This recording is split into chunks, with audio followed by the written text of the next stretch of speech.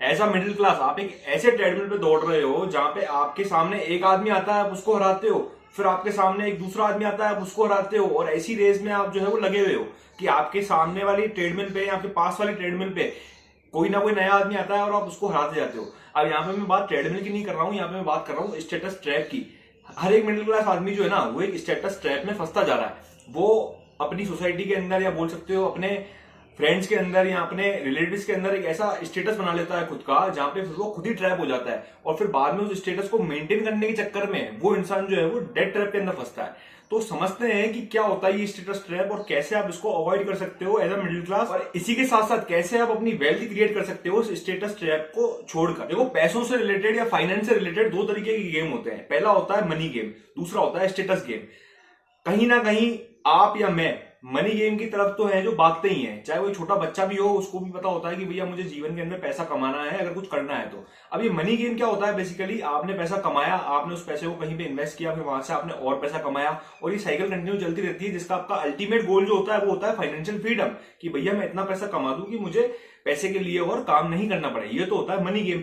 दूसरा होता है स्टेटस गेम, जहां पे आज की यूथ या बोल सकते हो जो जेन ज़ी है वो फंसती जा रही है। स्टेटस गेम बेसिकली क्या होता है कि भैया आपके पास में इतना पैसा नहीं है कि आप किसी चीज को अफोर्ड कर सकते हो। लेट से कि आपके पास में इतना पैसा नहीं है कि आप एक आईफोन ले सकते हो, लेकिन क्योंकि आपको लोगों को ये दिखाना है कि भाई मेरे पास में पैसा है, आपके पास में है नहीं, लेकिन आपको दिखाना है कि मेरे पास में पैसा है, आपको अमीर दिखना है, आप अमीर हो नहीं, तो उसके चलते आपके पास में 20,000 है, आप जाके 1 लाख का आईफोन लेते हो, उसकी ईएमआई स्टार्ट करवाते हो, आपकी सैलरी है 20,000 रुपए, 10,000 रुपए उसकी ईएमआई भरते हो। तो ये हो गया स्टेटस ट्रैप। आप इस स्टेटस के अंदर फंसते चले जाते हो। अभी काम कैसे करता है वो समझाता हूँ आपको। मेरा एक करीबी दोस्त है, या बोल सकते हो कि करीबी कस्टमर है। वो बेसिकली क्या है कि वो एक सब्जी मंडी के अंदर जॉब करता है। अब उसकी जो सैलरी है वो है 9 से 10,000 रुपए महीने की। अब उस इंसान ने अभी रिसेंट के अंदर ही आईफोन 15 लिया है फाइनेंस के अंदर, वो उसको पड़ा है 80,000 का, जिसपे उसने 5,000 रुपए कुछ डाउन पेमेंट किया है। अब उसकी जो ईएमआई आ रही है वो आ रही है 5,000 कुछ रुपए। अब मेरे को ये समझ में नहीं आ रहा कि वो 9-10 हजार कमाने वाला इंसान 5,000 रुपए की ईएमआई भर रहा है, तो बाकी खर्चे चला कैसे रहा है। और यही नहीं, अब उसका ये प्लान है कि भाई जो आईफोन अभी 16 आया है अब वो लेना है उसको। अभी उसकी इस वाले फोन की ईएमआई पूरी नहीं हुई है, लेकिन इसको बेच के वो आईफोन 16 लेना चाह रहा है। क्यों? क्योंकि भैया उसने आईफोन 15 चला के देख लिया है, तो अब लोगों को ये लग गया कि भैया इसके पास में पैसा है तो आईफोन 16 भी अफोर्ड कर सकता है। तो लोगों ने उसको एनकरेज किया है कि भाई आईफोन 15 तो पुराना हो गया, अब आईफोन 16 ले, तो इसलिए उसको आईफोन 16 चाहिए। और ऐसा ही सेम केस कारों के साथ भी होता है। अगर आपने मान लो एक बड़ी गाड़ी ले ली, आपकी औकात से बड़ी, तो अब आप उसके नीचे जाने में आप 10 बार सोचो, क्योंकि आपने आपकी इमेज को उस गाड़ी के साथ में सेट कर दिया है कि भैया मेरे पास में इस गाड़ी जितना पैसा है, मेरी ये स्टेटस है। आपने अपना एक स्टेटस मेंटेन कर दिया सोसाइटी के अंदर। अब आप उससे नीचे जाने में आपको खुद को वो आ जाएगी शर्म। लेकिन अगर आप इसको देखोगे ना, तो ये सिर्फ आपका देखने का नजरिया है। इस दुनिया में किसी को कोई फर्क नहीं पड़ रहा है कि आप क्या कर रहे हो। अगर आपको नहीं समझ में आ रहा है कि भैया मेरी गाड़ी का जो परचेज था ये बहुत ही बेकार परचेज है, तो आपको उस गाड़ी को तुरंत बेच देना चाहिए। ऐसी गाड़ी पे शिफ्ट हो जाना चाहिए जो आपके बजट के अंदर आ रही हो। इंडिया के अंदर अगर आपको वेल्थ क्रिएट करनी है ना एज अ मिडिल क्लास, तो आपको 3 चीजें एवरेज करनी पड़ेंगी। एवरेज कार, एवरेज फोन और एवरेज बीवी, और चौथा एवरेज घर भी। एवरेज बीवी और एवरेज घर का क्या सिस्टम है वो समझाऊंगा आपको। देखो, अगर बीवी एवरेज लोगे ना तो उसके खर्चे भी एवरेज ही होंगे, और अगर हाई मेंटेनेंस लोगे तो फिर आप उसके खर्चे चुकाने में ही रह जाओगे।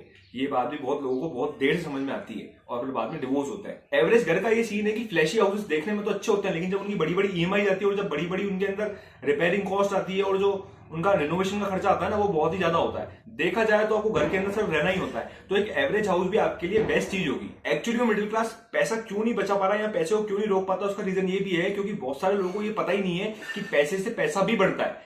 लोगों को ये नहीं समझ में आता है कि भैया ये भी पैसा आया हमारे पास में, इसको हम कहाँ करें, हम कहाँ इन्वेस्ट करें, कहाँ से हमारा पैसा बढ़ेगा, तो उस पैसे को खर्च ही कर देते हैं। अगर लोगों को ये समझ में आ जाए ना कि भैया मेरा 1 लाख रुपए जो है वो मेरे को हर साल 10,000 बना के देगा, तो लोग उस 1 लाख रुपए को खर्च नहीं करेंगे, ये मेरी गारंटी है।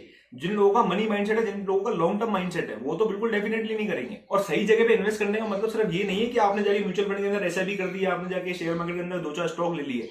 ये कोई भी इन्वेस्टिंग नहीं मानता हूं मैं। इन्वेस्टिंग में मानता हूं सिर्फ अपने आप पे जो इन्वेस्टिंग करोगे आप, जो अपनी ग्रोथ पे इन्वेस्टिंग करोगे, जो आपके अंदर सही में कुछ वैल्यू ऐड कर रही है। ये सब चीजें तो ठीक है, जरूरी है, लेकिन साइड में जरूरी है। जो मेन इन्वेस्टिंग होगी ना वो आपके खुद के अंदर करोगे आप, उसी से आपको जो है वो एक्स्ट्रा ऑर्डिनरी रिजल्ट भी मिलेंगे। बस यही कहना चाह रहा था कि इस स्टेटस ट्रैप से बचो। जो ये आप अपनी सोसाइटी के अंदर एक स्टेटस बना लेते हो ना अपना कि भैया मैं यहाँ पर हूँ, तो आप यहाँ पे मत रहो, आप एक एवरेज ही रहो या एवरेज से भी नीचे रहो। उसमें फायदा है आपको ना, आपसे कोई पैसे मांगेगा, क्योंकि आपने अगर दिखा दिया कि भैया मेरे पास में पैसा है, तो लोग फिर आपसे उधार भी मांगेंगे, लोग फिर आपसे बोलेंगे कि भैया हमारी हेल्प भी करो।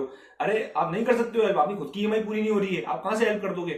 तो इसलिए जितना हो सके ना खुद को गरीब दिखाओ या एवरेज मिडिल क्लास दिखाओ, लेकिन अपर क्लास बनने की कोशिश मत करो जब तक आपके पास में हकीकत में पैसा नहीं आ जाए। हाँ, अगर आपके पास में है 10 करोड़ रुपए है तो आप जाके लाओ 1 करोड़ की डिफेंडर, कौन मना कर रहा है आपको। लेकिन अगर आपके पास में है ही 1 करोड़ और आप जाके 1 करोड़ की डिफेंडर ला रहे हो तो सबसे घटिया डिसीजन है मेरी नजर में। 1 करोड़ जिसके पास में है ना उसको ज्यादा से ज्यादा 10 से 15 लाख की गाड़ी लानी चाहिए, और अगर आपके पास में है ही 10-15 लाख रुपए तो आप फिर सेकंड हैंड कोई 1-1.5 लाख रुपए की गाड़ी देख लो, उससे ऊपर मत जाना।